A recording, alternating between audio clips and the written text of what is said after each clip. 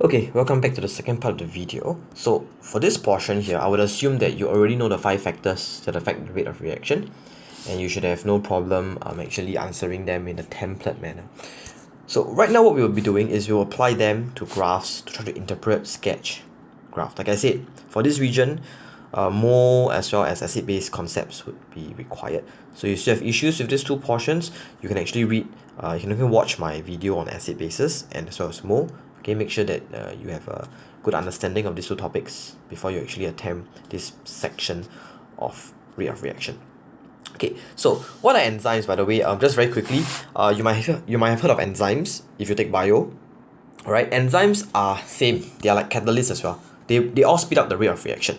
Only difference is that enzyme is used in biology because enzymes are usually living things. For example, yeast. Okay, your yeast is something that's living, whereas catalyst is used in chemistry. They are usually non-living things. Okay, they are usually transition metals. So transition metals usually make good catalysts. Okay, so otherwise they are the same. They both speed up the rate of reaction. Okay, so in this topic is about rate of reaction. So we will be investigating the rate of reaction. Okay, but it's very important that you understand that whenever we are measuring rate, okay, there will always be two variables, right? Let's say if I want to measure how quickly you can run, I want to measure how quickly you can run. What will be the two variables that I'll be measuring? How quickly you can run. So I'll be measuring the distance that you run over time, right? That will give me how quick you can run.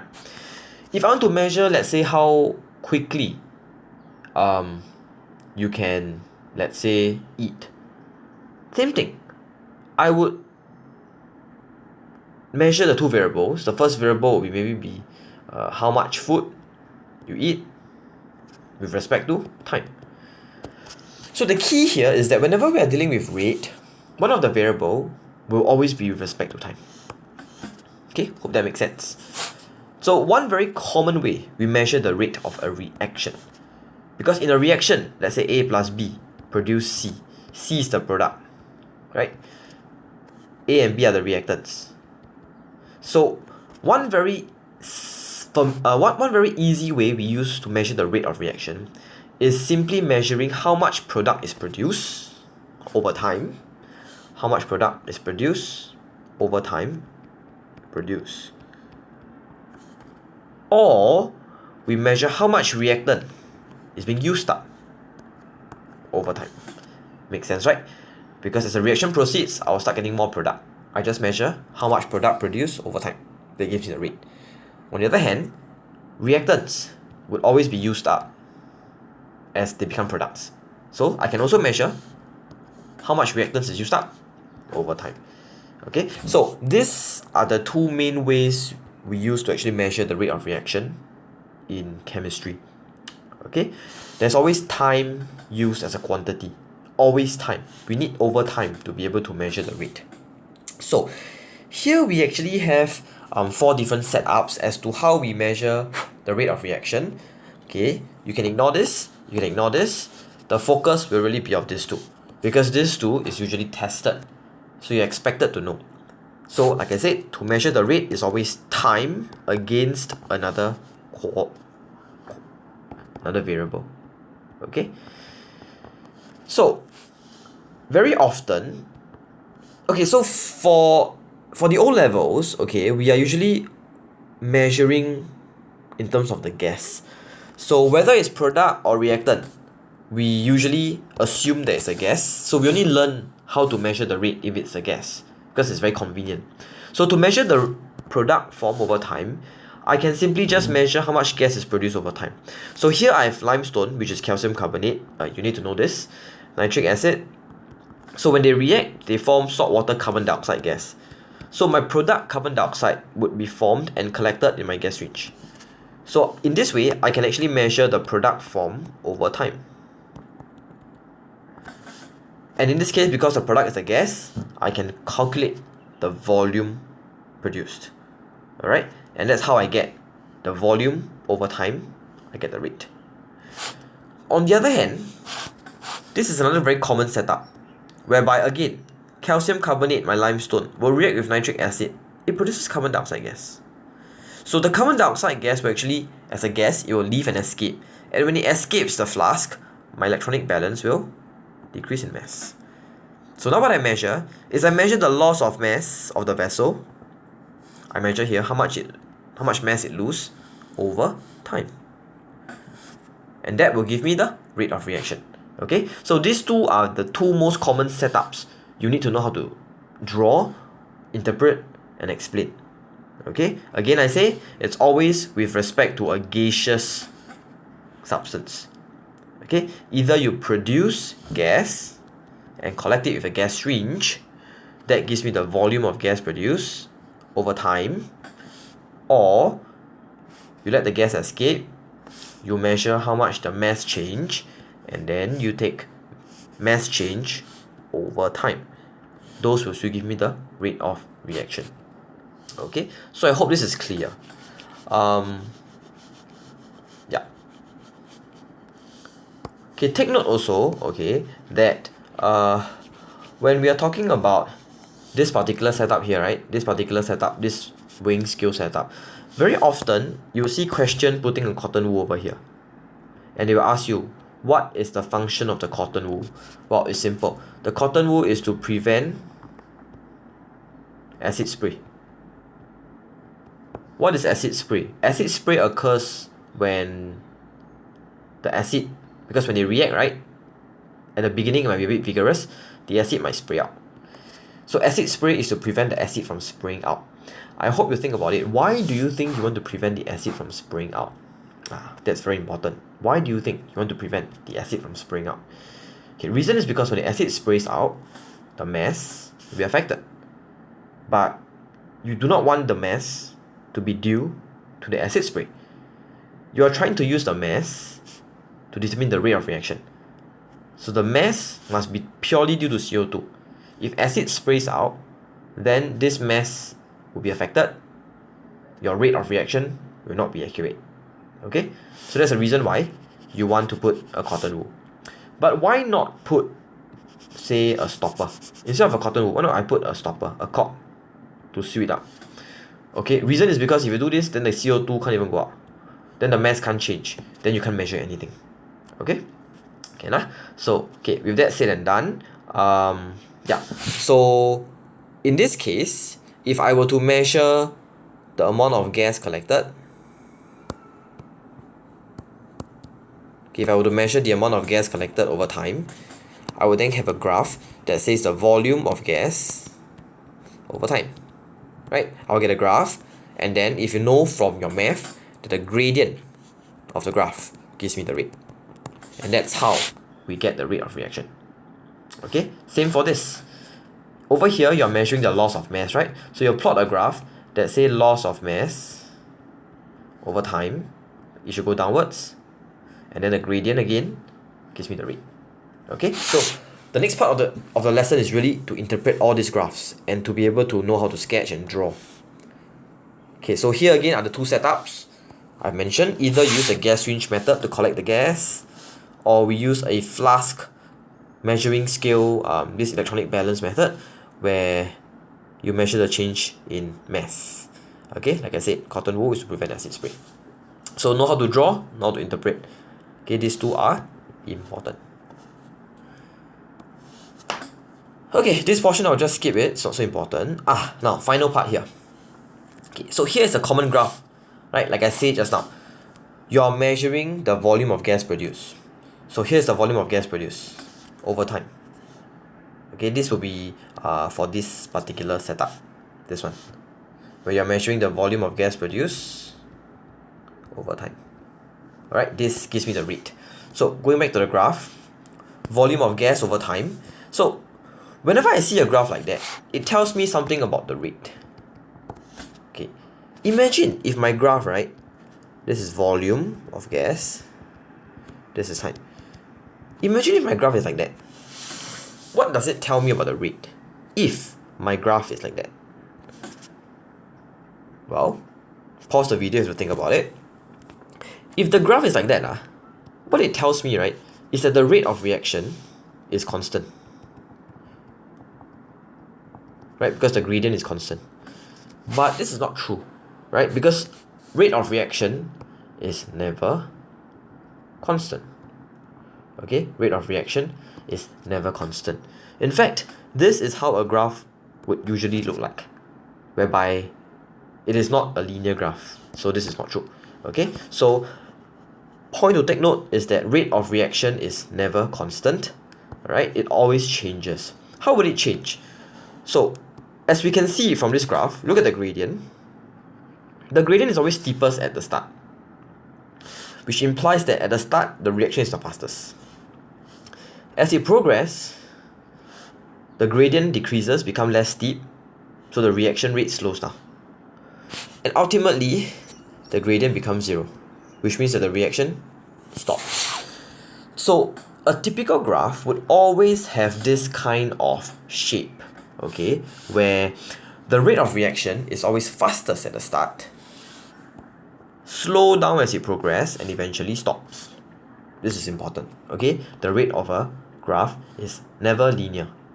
Why? Because the rate is never constant. It's always fastest at the start, slow down, stop eventually. Okay, the next question is why? You need to be able to explain why. Why is the rate like that?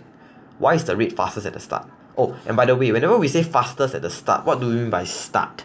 When we say start, fastest at the start of the reaction, we mean at the very start, when time equals to 0.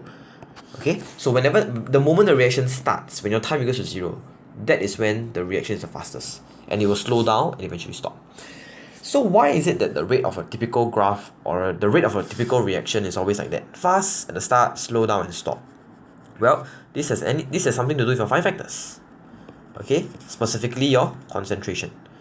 Remember previously we talked about how concentration affects my rate of reaction, right? The idea here is similar. It's about the concentration of my reactant. Think about it, okay? In all reactions, right? A plus B react to form C. This is my reactant, and this is my product. So, in a reaction, okay, at the start, my reactant concentration is the highest, right? Do you all agree? At the very beginning, my reactant concentration is the highest, and therefore, according to the 5 factors we have learned previous lesson, rate of reaction is the fastest. As the reaction progresses, my reactant is constantly converted into products. As the reaction progresses, my reactant is always being converted into product. What that means is that as the reaction progresses, my reactant concentration will start to decrease because they are turning into products. And again, based on the 5 factors, rate of reaction will start to slow down. The rate of reaction will start to slow down. Eventually, the reaction stops. Why? Well, because my reactant is used up, right? Yes. So the reaction eventually stops because my reactant is used up. But I always have 2 reactants usually. So which reactant in particular? That's where your mole come in. You have limiting and you have excess reagent. So which reagent will be used up? Of course, the limiting. Okay, important. The limiting reactant is used up. That's why the reaction stops. So this is the reason why a typical graph always has this shape. Fast at the start, slow down and stop. Reason is because the concentration at the start is the highest, the concentration decreases, and eventually the limiting reactant used up. That's why the reaction stops. Okay, important. So whatever I've just mentioned is actually explained over here. Why is the shape always curved this way? Fast at the beginning, then it slows down, eventually stop. Okay, because concentration of reactants is highest at the start, time equals to 0. As the reactants are continually converted to products, concentration of reactant decrease, so rate of reaction decrease. Eventually it stops because the limiting reagent is used up. Important. Limiting reagent. Okay, so this is a very common question again. Make sure you know why the graph is like that and you know how to explain. Okay, for this one, I won't go through. Okay, I'll go through this in class. Okay, so here we have one example of how we apply whatever we have learned into drawing graph. So for this topic, it's all about drawing graph, right? So this is part 2 of this topic. drawing of graph. You need to know very clearly how to sketch graphs, how to interpret graph. Okay, so in short, whenever we are asked to sketch any graph, there's just two things to take note of. First of all, would be the height of my curve. Okay, so you see this curve, right? How do I know how would another curve look like? Would it be shorter? Would it be taller? So we call it the height of the curve. Is it taller or shorter? So the height of the curve usually tells us, in this case, the amount of product form. H2 is the product, right? So the height, the taller the graph, the more product form. The shorter the graph, the less product form. Okay, so that essentially tells us, it basically tells me about the graph. So again, the taller the graph, the less product. The shorter the graph, the taller the graph, so if this graph is taller, means there's more H2 form, meaning there's more product. The shorter the graph, telling me there's less H2 form, less product. Okay, so the height of the graph essentially tells me how much product is formed. So height of the graph tells me amount of product form. Okay, and my question to you now is, the amount of product form depends on what? So what would result in more products being formed, and what would result in less products being formed? Well, we've mentioned earlier, right? Reactant reacts to form products. So if I want to have more product, I use more reactant. Okay, so the amount of product form is then dependent on the amount of reactant that I use. Make sense? Okay, if I use more reactant, I get more product. But the question is, there's always two reactant. So which reactant is the one that affects your product? From more, you know, it's a limiting reactant, not the excess. The excess don't really matter, right? So the amount of product form is determined by the amount of limiting reactant use.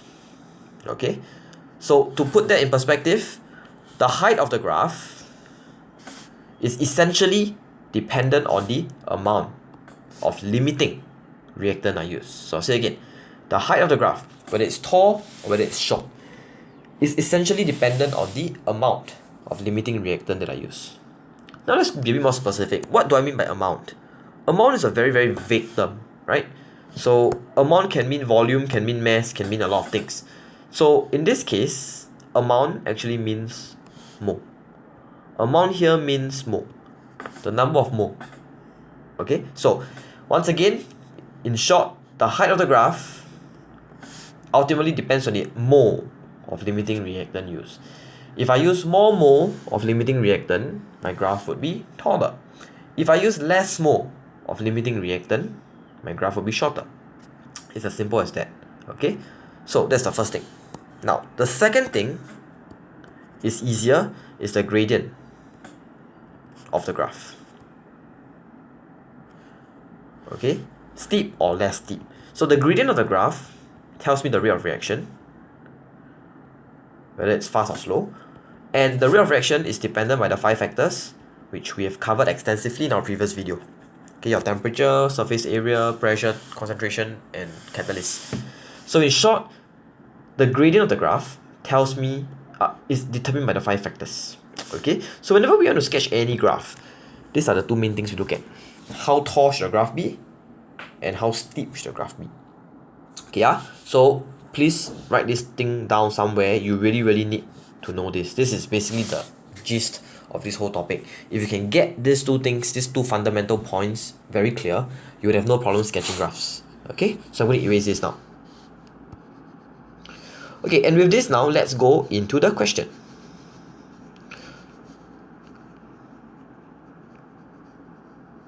Okay, I'll do this together with you.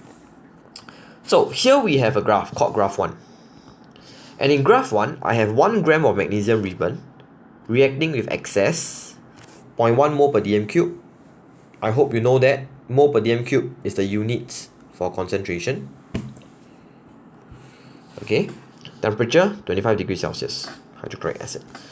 Okay, so the gas was produced, of course, and then this graph was recorded. So you realize that the graph clearly shows my very standard shape, right? Fast rate of reaction, slow down, eventually stop. Okay, so this is how a normal typical graph will look like. So this is for graph 1. Now, I'm now given a different set of condition and I'm asked to sketch graph 2. So let's again take note of the important things. Graph 2 is 0.5 grams of magnesium ribbon. Again, excess. Oh, this capital M is just another way of saying mole per dm cube. Okay, you're not allowed to write this capital M, but sometimes question may have capital M, so it's good that you know how to read it. So it's a concentration. And of course HCl 25 degrees Celsius. Okay, so now let's think. I've already highlighted all the important parts of these two questions. Now let's first figure the height. The height of the graph, if you can recall, is dependent on what? The height of the graph. Well, the height of the graph is dependent on the mole of limiting reactant used. So who's the limiting reactant? In graph 1, the word excess tells me that magnesium is my limiting reactant. And in graph 2, the word excess once again tells me that magnesium is my limiting reactant. Okay, that's why it's so important that you underline the word excess and all these important words. So again, the height of the graph is dependent on the mole of limiting reactant used. So since I've identified magnesium to be my limiting reactant, let's check. Here I have 1 gram, here I have 0.5 grams. Although this is not mole, it's in grams, but we can just use it for comparison because we are using the same metal. So if the mass over here is half of 1 gram, the mole will also be half. Okay, so from here I can tell that since my mole of limiting factor in graph 2, my mole of Mg is going to be half of graph 1, my height will be half. Okay, my graph 2's height will be half of graph 1 because the mole of limiting reactant here is half of that in graph 1. Now, we look for the gradient next. Okay, so for the gradient, alright, what we need to do is focus on the important things. So let's see. The 5 factors that affect the rate of reaction, let's look through them one by one. Temperature, 25 degrees, 25 degrees, same. Same acid, same acid. Concentration, well, same concentration, same concentration. Magnesium, I'm using the same metal. This is ribbon, this is ribbon. So everything is the same. Okay, ribbon, by the way, is just to tell you that it's surface area. It's comparing surface area. So it's very common you will see ribbon versus powder. Of course, powder has a larger surface area. Okay, so in this case it's ribbon. So we can tell that everything is the same. Rate is the same. So my graph 2 will be of half the height but same rate. So graph 2, I'll use a different color. Half the height but same rate. So same rate, I'll just follow same gradient. Half the height. Okay, for height, right, because it's half, we need to reflect that. I mean, you don't have to use a ruler, but roughly lah, should be half.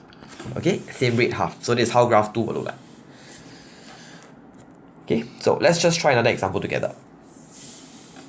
So I hope you get the idea. It's all about height and rate. Really just determining these two parts, you can sketch the graph. Okay, now let's look at graph 3. So erase all of graph 2. Okay, again, we are always comparing with graph 1. So I'm not comparing to graph 2. When I sketch the graph, it's always with reference comparing to graph 1. So once again, I underline the important words. Okay, 1 gram of magnesium powder, excess, concentration, acid 25 degrees. So I determine the height first. Once again, height is determined by the mole of limiting factor. Magnesium powder is limiting. How I know that? Because of this word excess. Okay, so I check. My limiting factor here is 1 gram of magnesium. Here is 1 gram of magnesium. So height should be the same. Now let's look at the rate. Okay, for rate wise, 25 degrees, 25 degrees. Acid is the same. Concentration is the same. Magnesium is the same metal. Powder versus ribbon. Remember I said just now that when you have a powder, it means that the surface area is larger, right? Because powder has a smaller size than my ribbon, which means that the surface area is larger, which means that the rate will be faster. So for this graph 3, height will be the same, but rate is faster. Rate faster means steeper gradient. Let me draw it. Okay, be careful, don't draw like that. Okay, don't draw like that, doesn't make sense. So it draws like that. Okay, so this will be graph 3. Again, I'm always drawing my graph based on the height and the rate. These two things will always tell me how the graph should look like. Okay, so I'll now move on to 4 and 5. If you would like to try on your own, you can actually pause the video, try out, and then check your answer. Okay? Okay, graph number 4. I hope you have paused the video and tried yourself. I'll now just quickly go through the answer. 1 grams of magnesium ribbon, excess, concentration, HCl 25 degrees Celsius. Once again, the word excess tells me magnesium is limiting. So I compare again with my magnesium, 1 gram here, 1 gram here. Height should be the same, since the mole of limiting factor is the same. Next things, I look at the 5 factors. 25 degrees, 25 degrees, HCl, 0.1 mole per dm cube. Now my concentration is half, 0.05 only.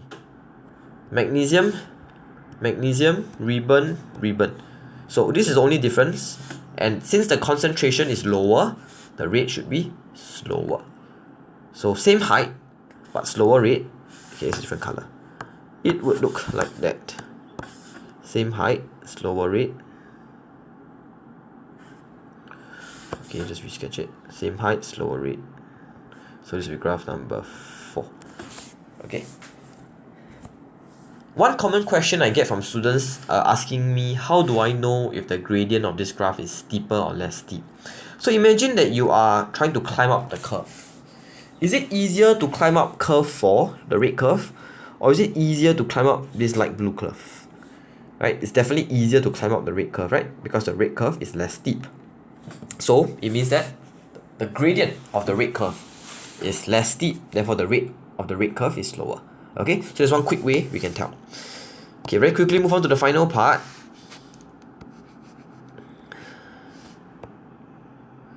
Okay, so for graph 5, once again, I'll do the same thing. Reaction between this excess concentration at CL 15 degrees. Again, height is dependent on the number of mole of limiting factor. So this is excess, so this is my limiting factor. Hope you can see that the height is the same, since I have 1 grams of limiting reagent in both cases. Compare the factors, 15 degrees, 25 degrees. Temperature is lower here. Lower temperature usually means slower. Let's just keep going on. HCl, same as it.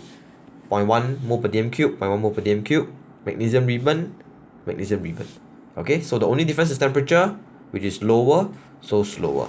So same height, slower, I can just do it this way. Right? So I just have to draw another graph, because ultimately I'm comparing with graph number 1.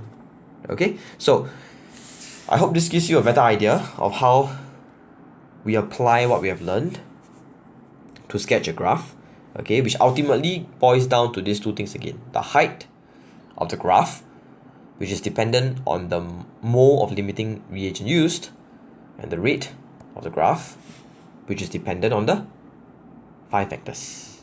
Okay, and with that, we should be able to solve the question. Okay, so here's a very simple question. Continue to watch on to the next video, where we have 7 different graphs with more different complicated scenarios, and if you can solve all that 7 questions, you should be fine with this topic. Okay, but take note, for the other 7 questions that we'll be attempting, you need concepts from mole, you need concepts from acid bases, and maybe even metals. Okay, so let's go try those questions.